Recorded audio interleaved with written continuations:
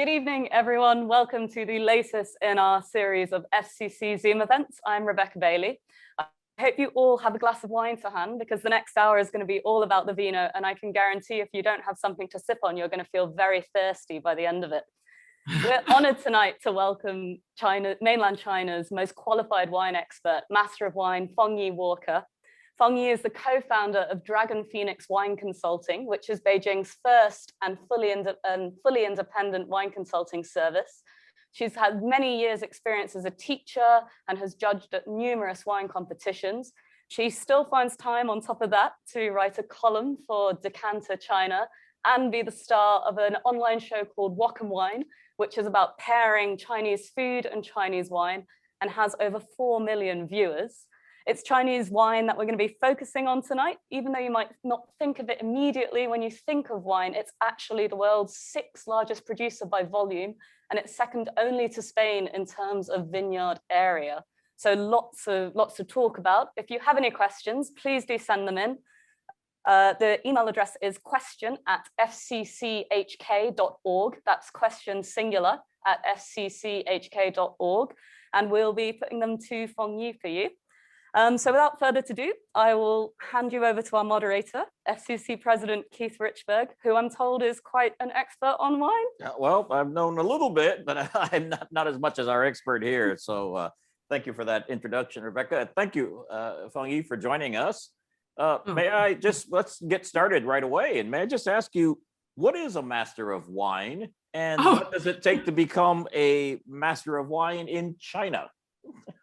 Oh, goodness. Well, a Master of Wine is an accredited title that is awarded by the Institute of Masters of Wine in London. They're headquartered in London, but now there are over 400 Masters of Wine living all around the world. There's still very few of us. The joke is more people have gone to space than have actually passed the Master of Wine. But I think, you know, people who've gone to space don't have to drink for a living. So, you know. So yeah, we basically come from all fields of the wine profession, from educators to winemakers to people who bottle wine and do labels. Anyone who can pass the 4 days of examinations and write their research paper gets the title of Master of Wine. Wow. Tell us your journey a little bit. How did you get started with wine? Did you grow up in a household where there was wine on the table every day and you nipped a little bit as a child? Or how did it happen? Yes, I did actually. I have very fond memories of sipping my mother's Bristol cream sherry when I was young. I always drank, I always enjoyed wine. My mother's Chinese, my father's English. So we had lots of Chinese food on the table, always paired with wine.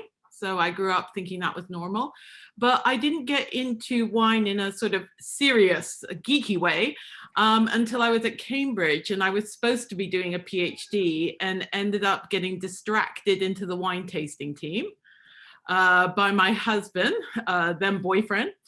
And I discovered that I really enjoyed talking about wine, and more particularly, I found teaching wine more rewarding than teaching classical Chinese poetry. So that was the unwritten PhD, correct? Yes, the unwritten PhD. The unwritten PhD was Chinese poetry, but you have found poetry in wine, correct? Yeah, exactly. And the important thing is, you know, to enjoy life. Absolutely. Well, tell me, I mean, okay, Chinese wine. China is so huge. It's so geographically diverse. Talk about the main wine making regions of China. Well, I wanted to talk, a little bit about wine regions of China, but can I back up a little bit because Absolutely. I've prepared some rather nice pictures that I want to we always love that. We always love that. Because many people seem to think that wine in China is a very new thing. It's very hip, it's very 80s, but I just wanted to share a couple of pictures there. First of all is a very Han Dynasty drinking sort of party. So they're all partying it up. And I wanted to make it clear that China has actually had grape wine for a long time. Grape wine came in during the Western Han period, And that was, gosh, about sort of 200 AD. So we're looking at quite a long time ago. It always had alcohol, but grapes, this is the grapes to make wine, came in later. Yeah. And then the other picture on the right-hand side is a picture I love. This is an advertisement for Chinese-made wine from the 1910s. Wow, 1910. Wow. Yeah, 1910. So this is still in basically the Qing dynasty, moving into the Republican sort of period. And you can see the lovely lady is in her Western style villa having a glass of Chinese wine. It's a Jiangyu advertisement. So I just wanted to make, it's not totally a new thing here. It's definitely happened before.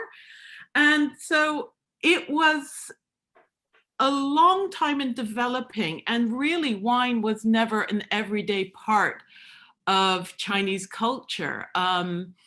In fact, we can see the influence of the West, because I wanted to share this one as well, because this is a picture I just took last week. This is a church. This is a full-blown Catholic church in the middle of Yunnan, in the remote village of Shangri-La. And behold, there is grapevines, and the grapevines have been there ever since the missionaries built the church in the 1890s. Wow. So I just wanted to share a little bit of history, because a lot of people feel that, it's a new drink, but look at that. And people have been growing grapes in that village for well over 100 years to make wine. Wow. That's Shangri-La, is it? Yeah, that's the Shangri-La. And So is it really a utopian paradise? actually, I've got to say, for the grapes, it pretty much seems like that. It is absolutely beautiful. But yeah, so I wanted to talk about the vineyard areas of China, and there's not that many areas. This is the thing that confuses people, is that they go, oh, China's huge, massive land. But actually, there are very few areas that can plant grapes. It is tough to grow grapes there. It's got very, very cold winters. It's got dry winters. And then as soon as you go anywhere further south, it's incredibly rainy, just at the point where you want your grapes to ripen. So it's actually not that many areas that are easy to grow grapes. And in fact, let me give you, sorry, I've got some pictures to share with people. Please. This is an area just outside a main viticultural area. This is literally 1 hour's drive from some of the biggest wineries in China. Wow. And that's what the natural environment like. That is completely dry desert, completely. And this is what really affects wine. It's not just that the winter are cold here. The winters are cold, but it's that dry. Yes. Grapes they like dryness, but they also do need water to grow. Yes. And the other problem is in the winter, the grapes actually get the wind blowing from these deserts and they can dry out, which is what makes growing grapes in China so difficult. You have to bury the grapes. And are there certain grape varieties that do better in China than others? Yes, there are, but they don't make very good wine. That's the trouble. We've got actually a native grape here called Shanputao. It's Vitis amurensis. And it can live through all of these tough conditions. And it's quite happy. It's a tough Chinese grape. Yes. It knows how to eat bitterness. Yes. However, the problem is that it makes pretty awful wine. Okay. It's not the nicest of flavors. It's kind of like sickly, strange Welch's grape concentrate. Oh, okay. We'll stay away from that one then. Okay. Yeah. Let's say it's interesting. So what they have to do to protect the tender European grapes is to bury them. And then they have to unbury them.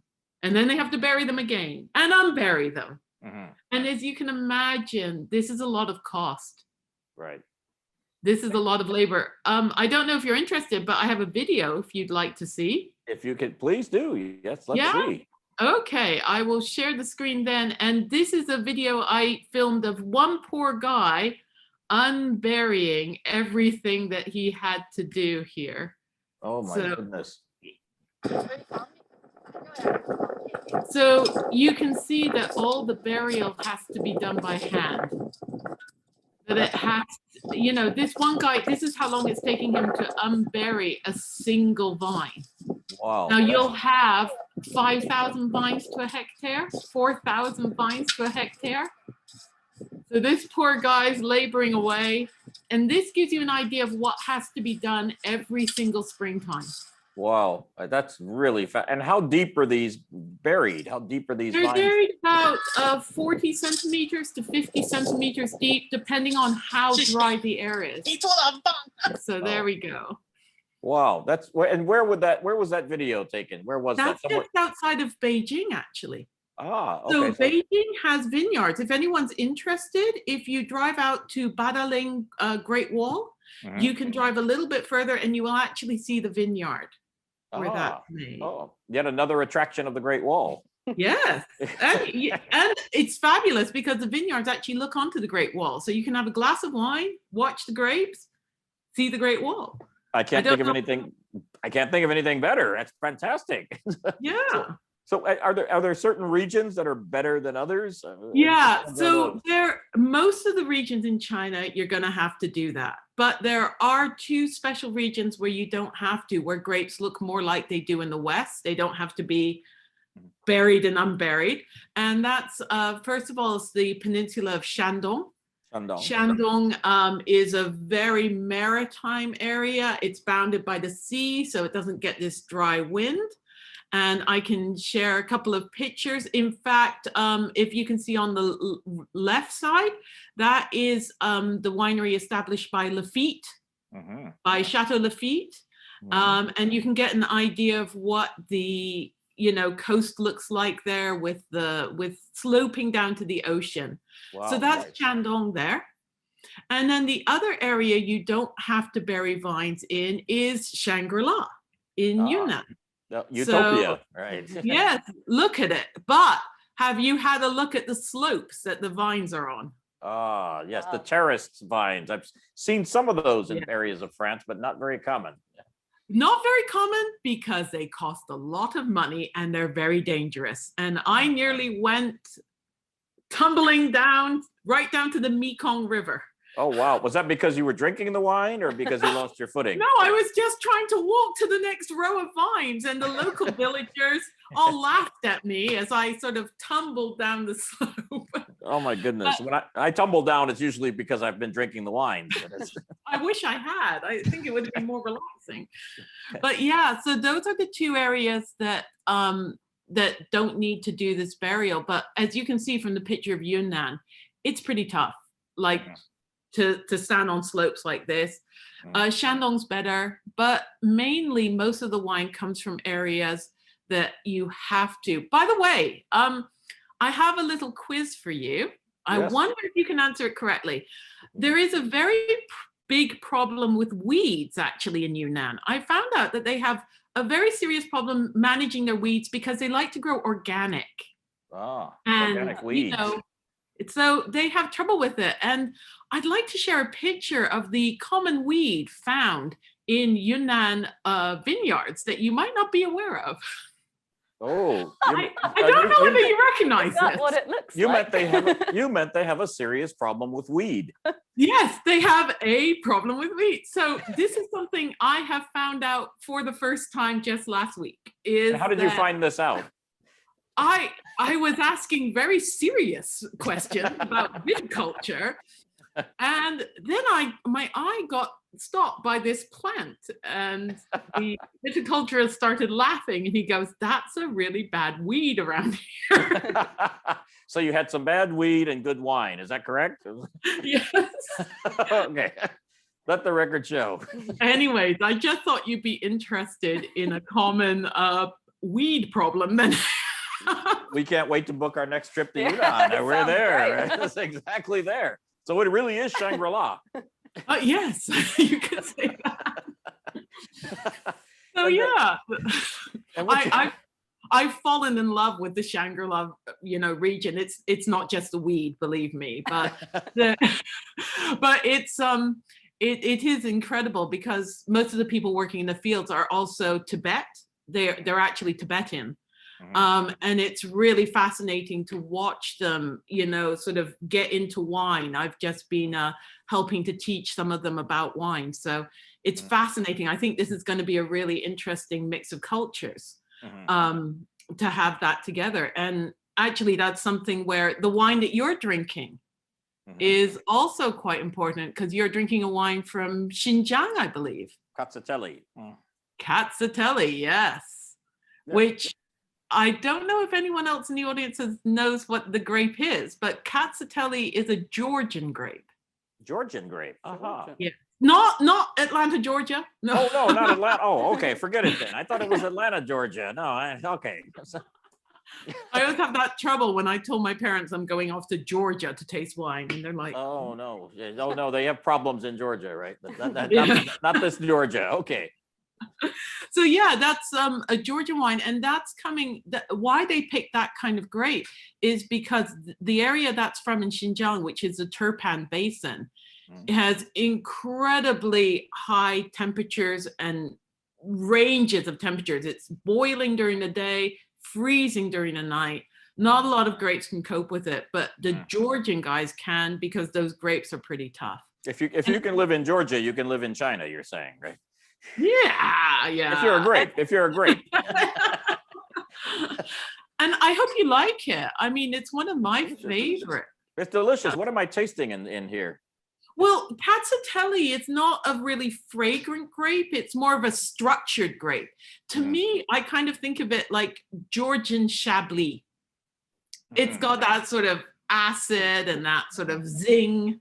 And it's not like full of fruity flavors, but it's more structured. And I mean, I really, really love it with Chinese liangban cai, the cold dishes, the vegetable dishes you get. I just think it's gorgeous with that. And it's a rich gold color, correct?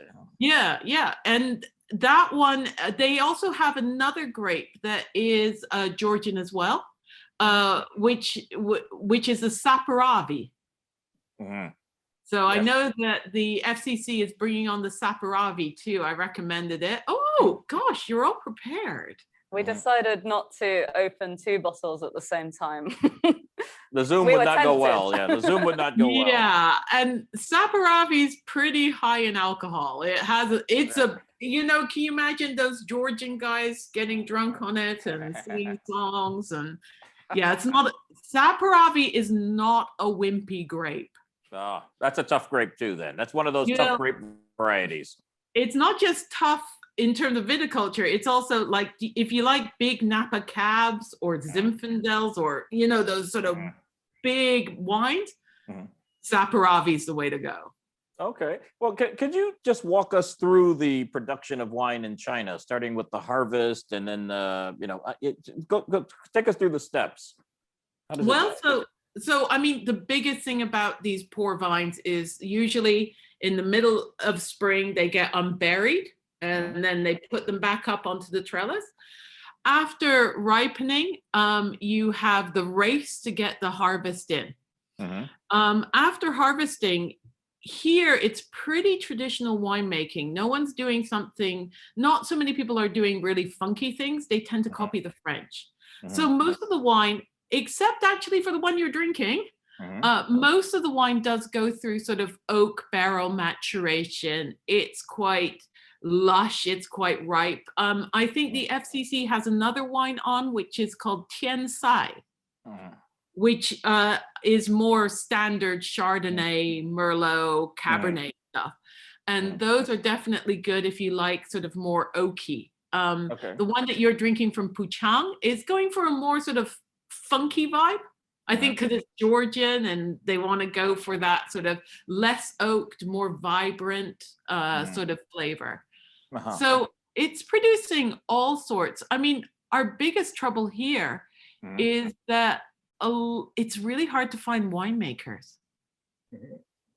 Because and even people who've gone through and studied wine here don't have a lot of experience with different styles of wine. So I went out to teach a lecture in Xinjiang, and it was to people who were supposed to be in year 2 or 3 of winemaking. And I was giving them some New Zealand wine to taste. I said, okay, here we have Sauvignon Blanc. Sauvignon Blanc is one of the world's most popular white wines. I'm sure you guys know what Sauvignon Blanc tastes like. Yeah? Yes. Has anyone here drunk a Sauvignon Blanc? This is a room full of winemaking students. Right. And what did you hear? 4 people out of 100. Wow. Wow. That's a big issue. Then that's a big problem. That's a big problem. And they're young, they want to do it, but they really have very little global context. And it's hard for them to move around the world. It's harder for Chinese winemakers to move around the world than it would be in normal circumstances for, you know, an American or a French or an English. It's easier to get the work visas, you know. So they don't really get a chance to leave. So this is a real struggle to how to cultivate good Chinese winemakers. But Chinese wine is gaining a bit of international recognition. Is that correct? Yes, slowly. It's hard because, you know what I was talking about, the burying of the vines in winter, that raises all of the costs by at least 30%. So it's not cheap to produce. And, you know, compared to somewhere like Chile or South Africa or France or Spain, where the grapes grow so easily, it's tough to make something competitive. Yeah, that's right. But are most of these Chinese wines being sold in China or overseas? What's the market? Most of the Chinese wine I'm talking about struggles to find a market anywhere, to be honest. Because you've got a problem. The people who are the real wine lovers, the people in the first tier cities, you know, the people who are passionate about wine, to be honest, they're chasing the world of wine. You know, they're chasing the great producers from Burgundy, of Germany, of Australia, of America. And Chinese wine's just a small part of that. And they're the ones who are really the committed wine drinkers. And then for the rest of China, baijiu, you know, the spirits outweigh wine. Anything from 100 to 1 to 30 to 1, I've heard as being generous. So they haven't found their niche yet. No, they really haven't. It's really tough because there are people making terrific wine in China. But then who do you sell it to? In China, it's really hard to get people on your side. There's always, you know, and then to export it. I mean, how many consumers in the West are going to say, oh, I feel like a bottle of Chinese wine today? Yeah. Well, what do these Chinese labels need to do to be able to kind of penetrate the Western market, the international market? What do they need to do? What would you recommend if a label came to you and said, what do I need to do to get into Europe?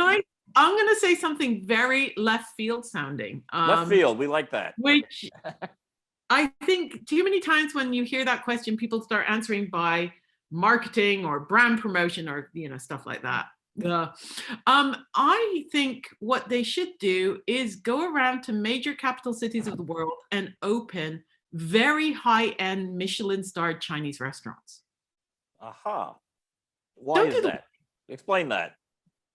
Well, because especially for a Western audience, wine and food is indivisible. But Chinese wine's weird. You need someone to explain. Like, I mean, would you go to a liquor store and pick up Cazzacatelli? Ooh, I'm going to have a Cazzacatelli from Turpan. Maybe now I would, but yeah. But, you know, Chinese wine like this needs hand selling. It needs people to explain the story and explain why it's good and to give people a trust in it. But if you think about hand selling, it's got to be in places where you have someone to sell it. So you need places that have sommeliers or that have really passionate staff. So, you know, if you look at it, 30 years ago, all the famous wine in the world practically was French, right? Yes. 30 years ago, all the restaurants with sommeliers were French. Yes, or had a French accent. Yeah. Oh, yeah. It might be fake or whatever. But Yeah. Ah oui. bien, c'est bien. What happened is now Spanish wines are cool. Italian wines are cool. Argentinian wines are getting cool. Malbec. Why does that happen? Well, Argentinian wines got cool in London after they started opening Argentinian steakhouses. Aha. Right? Excellent. Malbec is mainly sold through steakhouses in the States as well. And then Italian restaurants sort of got uplifted from being Olive Garden to being like fancy places with the sommelier and, you know, all of that sort of thing. And so did Spanish restaurants. They went from zero, like tapas joints at the best of times, all the way to, hello, the world's best restaurants are all in Spain. So all of this helps to build the identity of the wine, because if you're a Spanish restaurant, you're going to very proudly carry the best of Spanish wines, introducing them to people who have maybe at that level of restaurant only ordered French wine or Napa wine. So to me, the thing we've got to do in the world is open really, really good, great Chinese restaurants. Look at sake. Look how sake became a global drink. Sushi and sake goes together. Yeah. It's not because sake producers went out and started putting adverts on TV saying, drink my, you know, whatever, you know, Jumai Gojin, you know, the sake, it's great. They didn't do that. What happened is Nobu opened. And that's right. You know, places like that. So I think that's what we lack in China. We lack that sort of ability to transmit the Chinese wine through Chinese restaurants. Because most people don't drink a bottle of wine on its own; they drink it with food. Well, Rebecca and I will drink wine on our own. We don't need much excuse. Most people need the restaurant, but that's really interesting because you've written a lot and you've done a lot on pairing with Chinese wines with foods. I mean, are there certain wines that go with certain foods, or can you talk a little bit about that? I'm probably the worst person to ask about this because I believe that the most important rule is that wine goes with food and food goes with wine. And my pairing, I don't believe in any of those so-called rules for pairing, all that red meat, red wine, whatever. So I can have red wine with my fish, it's okay? Of course. No, good. It all depends on your taste buds. And I don't know what you taste and you don't know what I taste. It's like color. What you call pink or blue is slightly different from what someone else calls pink or blue.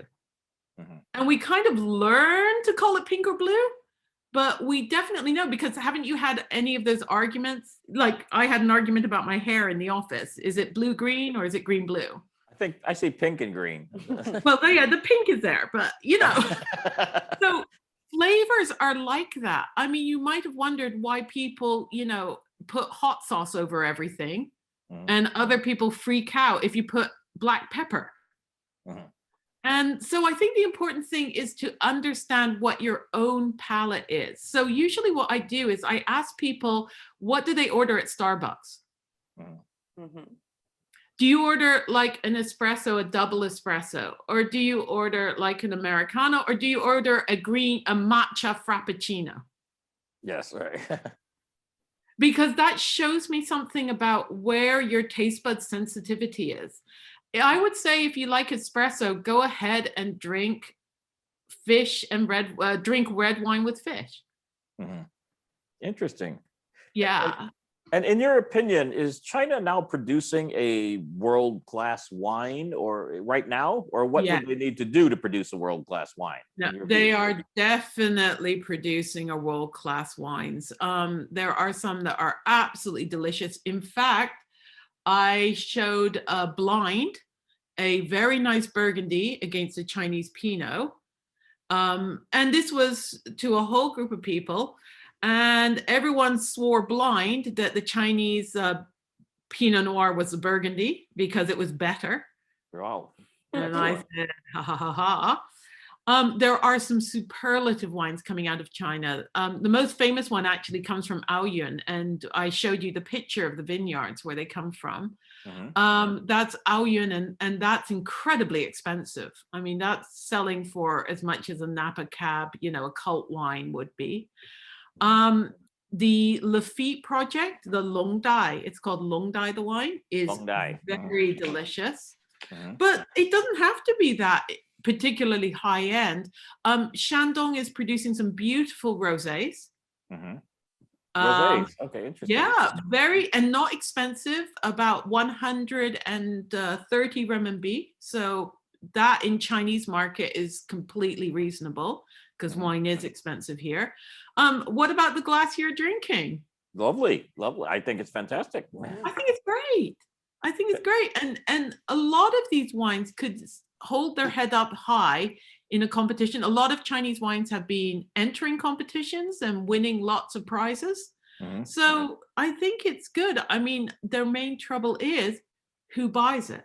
So they need the Chinese restaurant to come and open up, and then this wine will sell. I think Rebecca's been looking in our chat box. Yes. Question. We have it ties in quite nicely to what, given all you've just said about, you know, the quality and the range of wines you can get.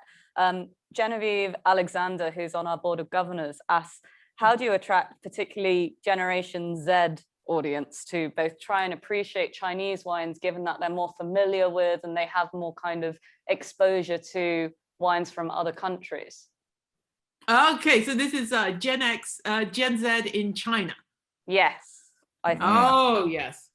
Now, they, oh my goodness, they compromise the majority of my students, actually. And the trouble with, they really do love wine. The ones that I teach adore wine, and they regard it as an essential part of everyday living. But I would say the problem is, first of all, the trust issue in Chinese wine is huge.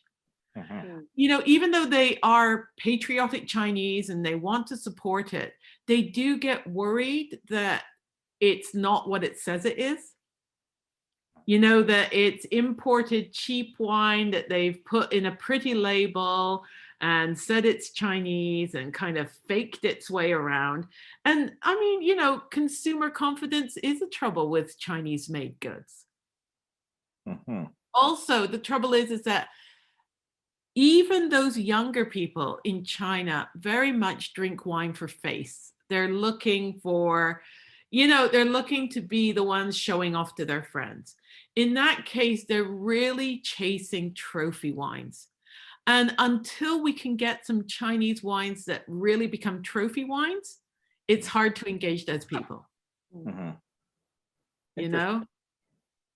Yeah, can I follow up on that? Because I had a question from my good friend Ivy Ng, who's a member of the club and who's watching here with a glass of wine in her hand as we speak.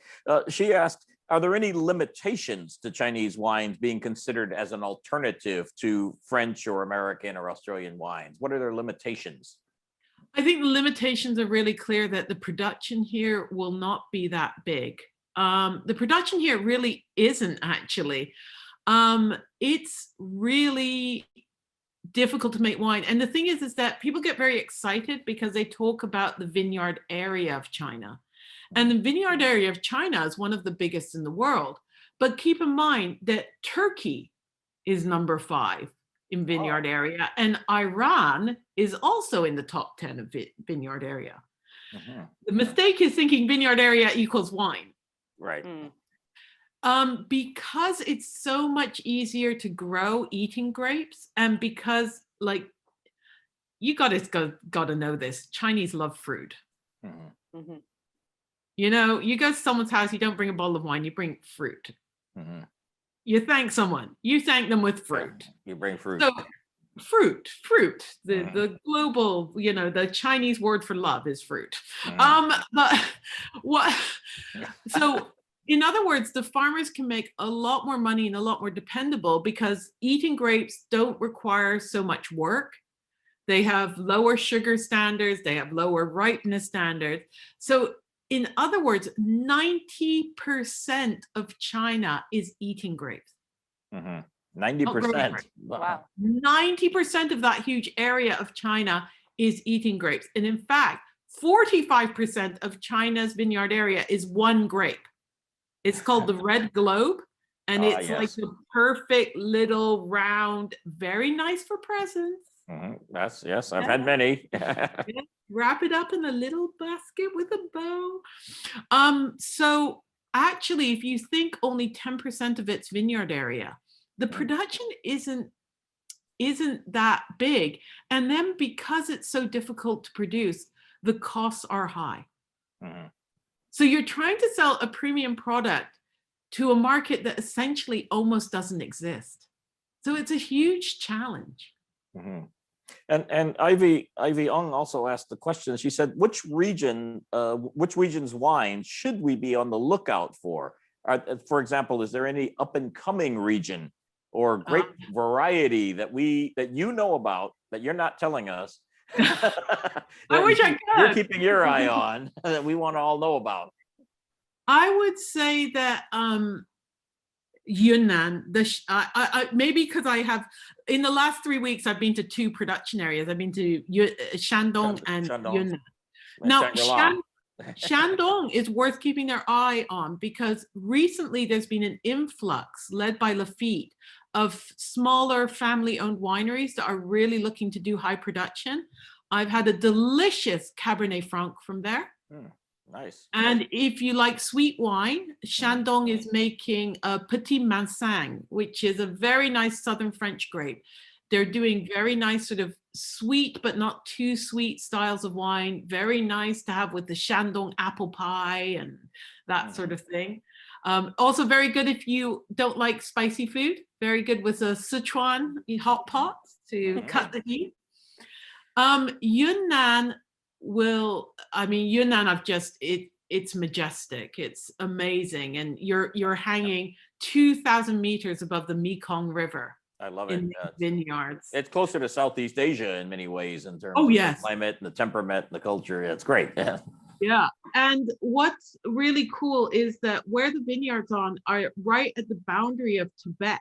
So they're actually now planting over in Tibet. And Tibet, it's not the super high altitude Tibet. It is Tibet on the border. Not the plateau up there.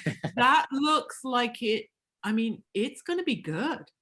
I think the wines are going to be terrific. I just wish they would try and plant maybe some Malbec there. Nice. Are there some distinct characteristics of Chinese wine that we would taste that we would not get in French or Italian or Spanish wines? I think the closest you get are from the areas that you're drinking, Xinjiang and from Ningxia.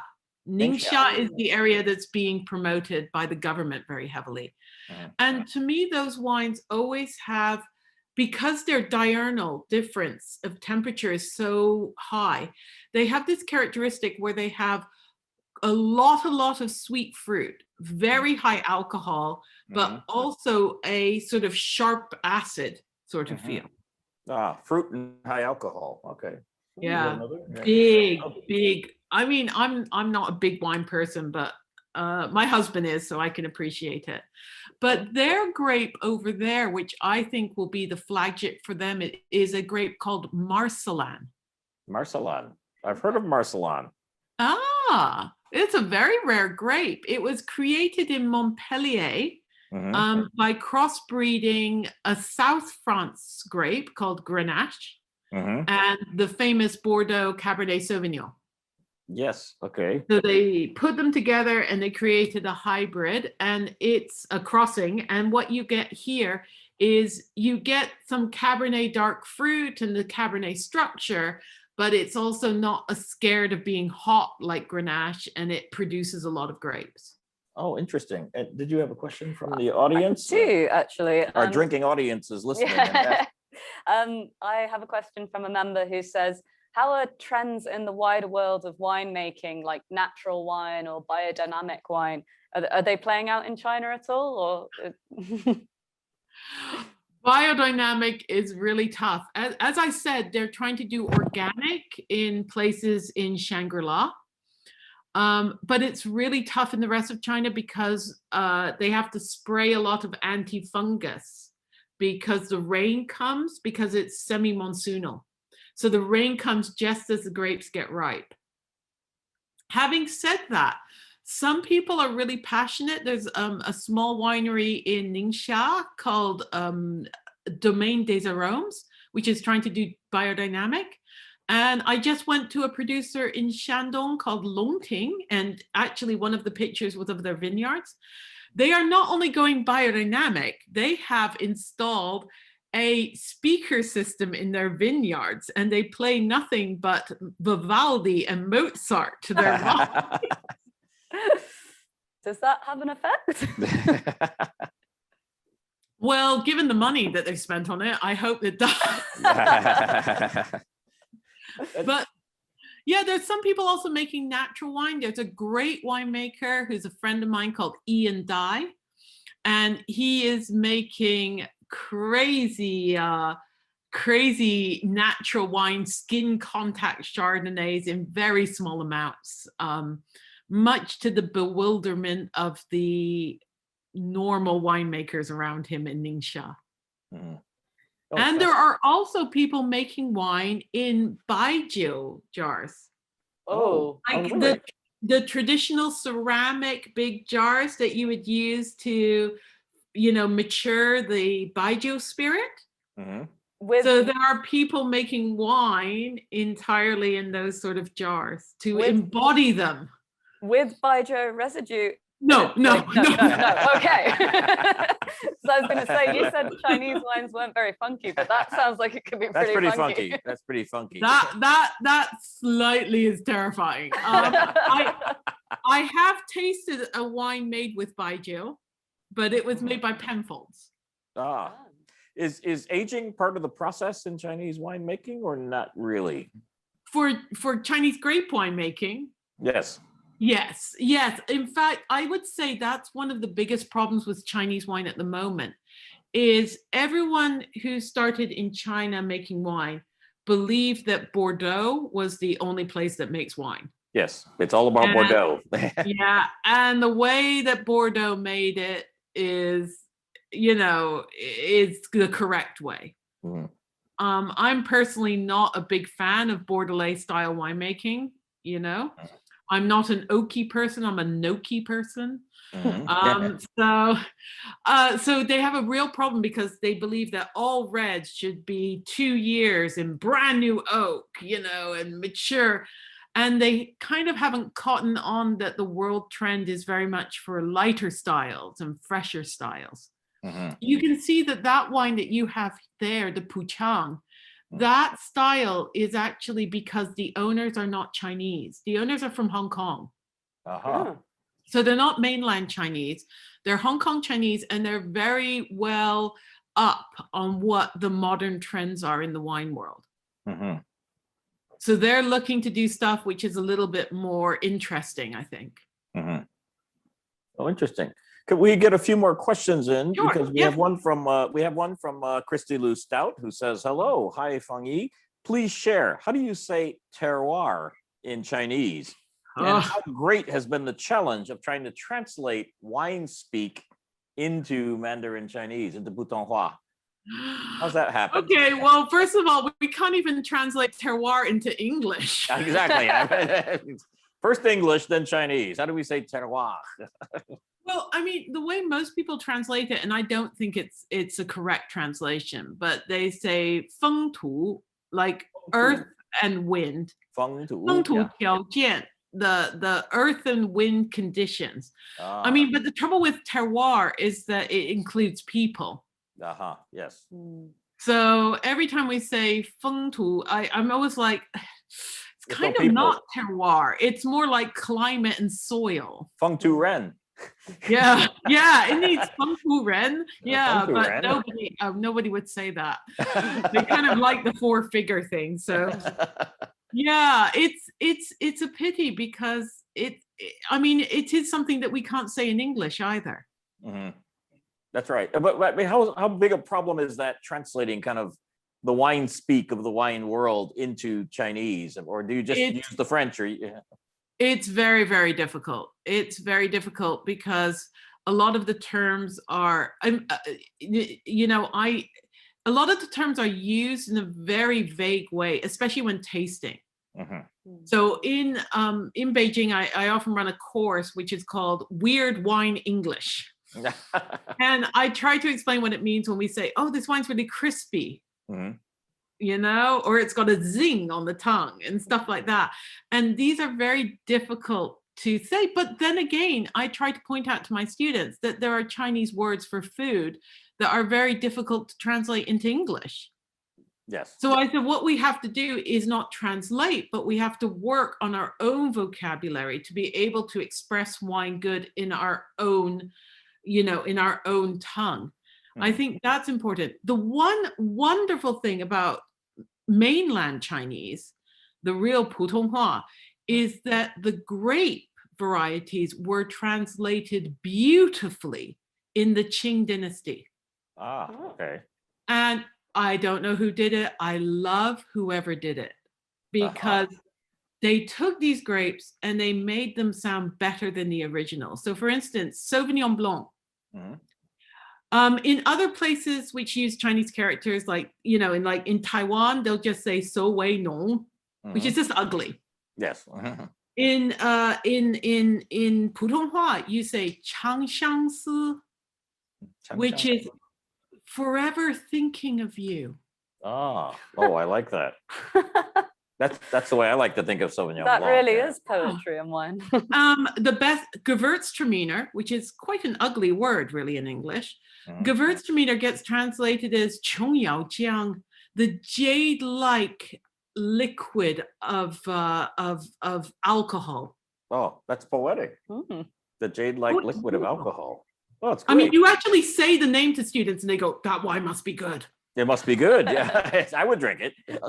And 赤霞珠 is Cabernet Sauvignon, and that's roseate cloud-like pearls. Oh, it's poetry. Makes me want to drink Make me more want to wine. drink. Make me want to drink a glass right now. That's great. Honestly, they translated the grapes better than the original name. Yeah. Oh, that's fantastic. Talk a little bit about wine education in China. How many students sign up for these courses that you're doing, and why are they signing up? What do they want to learn? Well, it's interesting because when we first came to China and opened it, everyone was like, what are you doing? What, you know, and I was actually asked by several people, like, why don't you sell wine? And I said, because I want to teach about wine. And they started to, we started off with just professional people at first. And now it's totally changed. Our classes are, I would say, 90% consumers. Really? And they really want to learn about wine. And it's funny because sometimes I argue with them. I say, you don't have to learn about wine, just drink it. And they're like, what do you mean? And I said, who taught you about tea? And they said, well, you just drink it. And I said, that's what wine's about. The aha moment. Yes, but what I've got to say is that I love is that they're learning about wine, and I've got to say, this is our typical student. Can I show you? I have a picture of our typical student where, there we go. I can share the screen. Wait, where is it? There it is. Ah, these are your students? Yeah, this is a typical class. You might notice the sex of the people. Where are the boys? We do have boys nominally. We do allow boys to come in, but it's really fascinating. It is women between the ages of 25 and 45. It is urban, it is well educated, and a lot of them are single. Ah, so the boys should sign up for that if they want to meet their partner. But I mean, a lot of them are doing it, I think, because they are the women who find it really hard to get a husband, you know, and they're looking to be fulfilled in their life. Because, you know, the Chinese rules about marriage is boys can go lower, but girls can't go lower. So once you are a master's degree or a PhD holder living in a first-tier city with a jolly good job, Well, unless you shoot for the stars for a husband, you're really going to find it very hard to find one. So you better learn how to drink wine. So yeah, exactly. A lot of them do wine. A lot of them do yoga. Wow. To find peace, I guess, in their heart. Baking is remarkably. Wow, something to eat with the wine. Yeah, exactly. Rebecca, you have a question. I do have a question from another member who's asking, have you experienced trouble as like a woman in what's presumably quite a male-dominated field, and also coming from or specializing in, I suppose, a wine that's not from a traditional wine-producing country? I have never had problems in China. First of all, mainly it's women in the wine industry, but also the main problems I've had have always been in Europe, or in so to some extent elsewhere in the world, but mainly in Europe. Especially, so for instance, I bring students on tours, before COVID, and we would go into restaurants in France, Michelin-starred restaurants. So I would be there leading a group of mainly Chinese ladies, and I would sit down and start looking through the wine list. And of course, most of the sommeliers in France take one look at me with their multicolored hair. And I was asked by one rather snooty sommelier if I had heard of Chablis, if I was aware of what Chablis was. And I was like, yes, I know a little bit about Chablis. So that's the biggest problem. Other than that, when I talk about Chinese wine, of course, people are really fascinated. They're fascinated to know about the fact that it's being produced. They're fascinated to know about the stories, but I would say actually the most female-friendly wine industry in the world is China. Really? In fact, I can name wineries that I have worked with. Jade Vineyard is a good example. The boss is a woman. The winemaker is a woman. Everybody on the winery team is a woman. They allow one poor guy to be the viticulturalist. He's allowed to be. He's allowed to have a little bit of a say. He's allowed. Most of the powerful people in the Chinese wine industry are women. Emma Gao of Silver Heights, Judy Chan of Grace Vineyards, Emma Ding of Jade, Wang Fang of Canaan. In fact, I can just start listing off women. Tian Sai, which is on your FCC list, that is run by a woman. Chen Zong, who's a pretty Lehigh woman. She's got it. And Puchang is run by two sisters. Oh, fascinating. We want to get a couple more questions in. One is, the question is, who in China is buying wine and where do they mostly buy it? Is it in boutiques? Is it in supermarkets? Is it in wine shops? Okay, so wine, as everything in China, is online. Online. Most of it is online. Being delivered by Kuaididi or something? Yeah, I mean, I can get a bottle of wine delivered to my place in, 20 minutes. But I just want to share one more picture because I prepared a lot of pictures. Please do. And I always do this to remind people of the problems of wine in China. Because here we have a picture of, I presume, two drinks that are well known to you: Jacob's Creek Chardonnay, Absolute Vodka. Absolutely. Two drinks that are well known if you've been to China, which is Yanjing beer. None from of this Beijing. reflects well on either of us, but yeah. Yes. And Arguotou, which is Baijiu. Baijiu. And of course, in the West, we always think about wine being a nice, affordable drink because, after all, the price of Jacob's Creek Chardonnay is way cheaper than an Absolute Vodka, right? So if you want to get drunk, you might as well buy some wine.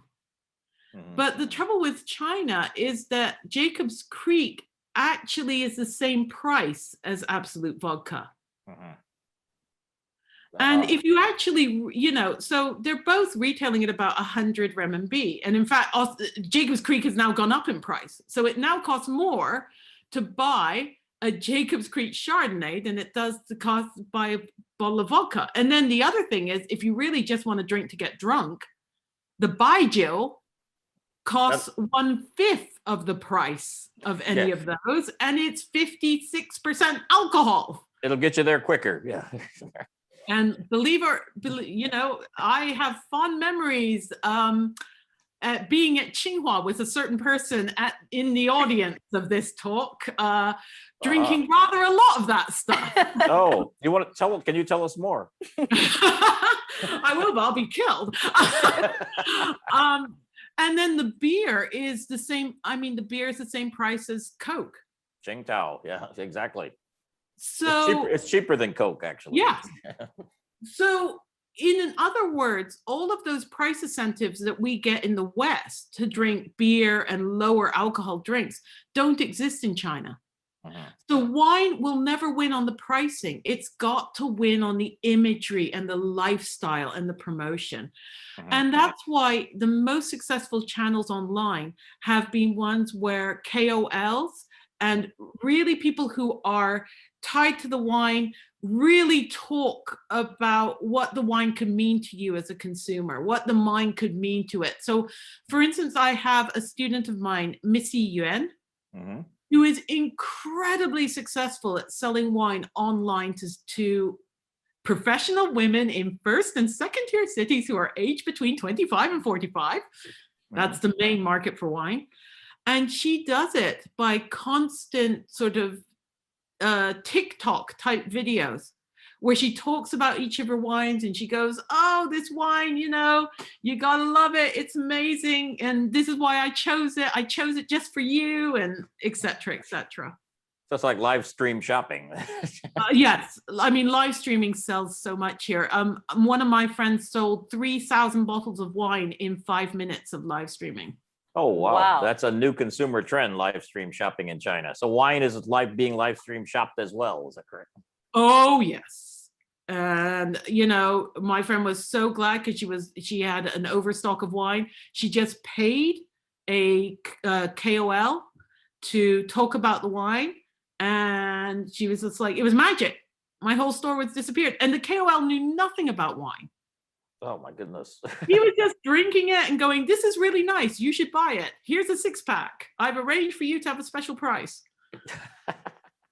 No more questions from the audience. We're almost out of time. We got about 1.5 minutes or 2 minutes left. One thing we always like to ask all of our guests in the Zoom room where you are now is, what are you reading or what have you read recently that you might recommend for our FCC members and viewers watching in? I don't know whether I recommend, but I sort of always have, how can I say it, several books on the go at one time. But I have to say, I read a lot of trash. Excellent. And so the book I've just finished is a book that I've reread several times, and I love the novelist Georgette Heyer, who wrote romance novels set in the Regency period. And I have to mention her because it's because of her, she did her research very well. I discovered several types of wine that I never knew about. So what I want to say is, in everything you're reading, you can discover things about wine that you never knew, even when you're trying to escape from wine. Make that a special note. Read everything for the wine connection. Is that correct? Yes. And actually, the other thing is to do with my thing in my trip to Yunnan. Yunnan, we have very special grapes that nobody knows what they are. In fact, they were brought by the missionaries, and the missionaries didn't tie names to them. And because of the period in which they came to China, they are thought, actually, a lot of them, to be American-related grapes, not European. So I was in Yunnan looking at the leaves. It's called ampelography. You look at the leaves of the grapes and you kind of examine how they're made into wine. We're talking about some grapes called Crystal, Shuijing, Meigui Mi, Honey Rose, and Yefa, Wild France. And we're looking to see what they are. And so the book I was actually reading seriously, my little Kindle, is The Cultivation of the Native Grape and Manufacture of American Wines, which was written in the 19th century in America as a guide to grape growing. I think I'd take the Regency romance. Exactly. Yes. Well, yeah. You see why I have to read the Regency romances just to get out of that?